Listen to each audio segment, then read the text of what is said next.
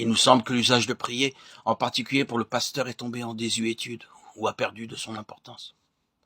Nous avons même entendu dire quelquefois que cet usage était humiliant pour le pastorat, en mettant comme un sceau sur son inefficacité. Peut-être en effet cet usage est-il offensant pour l'orgueil savant et pour l'insuffisance. Mais justement, ces défauts-là doivent être offensés et dénoncés dans un ministère qui peut être assez misérable pour leur permettre d'exister. La prière pour le prédicateur n'est pas seulement le devoir de sa profession, ni même un privilège, mais aussi une nécessité, dont il ne peut pas plus se passer que ses poumons ne peuvent se passer d'air.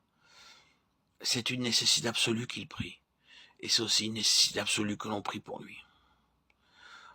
Ces deux axiomes ne peuvent être désunis. Il faut au prédicateur toutes ses prières et toutes les prières de ceux qui s'intéressent à son œuvre, pour qu'il soit capable de faire face aux lourdes responsabilités qu'il a assumées et d'obtenir le succès dans son grand travail. Le vrai pasteur, après la culture de l'esprit, la prière pour lui-même, désire avec ardeur, sous leur forme la plus intense, les prières du peuple de Dieu. Plus un homme est saint, plus il estime la prière.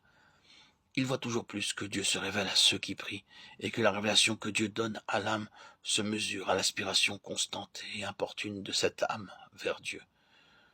Le salut n'est pas donné au cœur qui ne prie pas, et le Saint-Esprit n'habite pas l'esprit qui ne prie pas. La prédication ne peut édifier une âme qui ne prie pas. Christ ignore les chrétiens qui ne prient pas.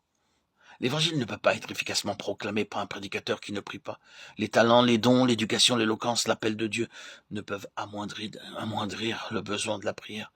Ils doivent au contraire intensifier la nécessité pour le prédicateur de prier pour lui-même et que d'autres prient pour lui.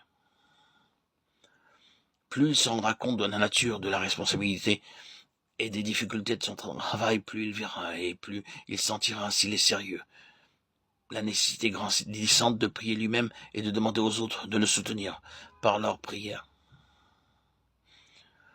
Paul est un exemple de ce que nous disons. S'il existait un homme qui, par sa force personnelle, par la puissance de son cerveau, par son charme personnel, par son mandat d'apôtre, par sa conversion extraordinaire, put annoncer l'évangile, cet homme était Paul.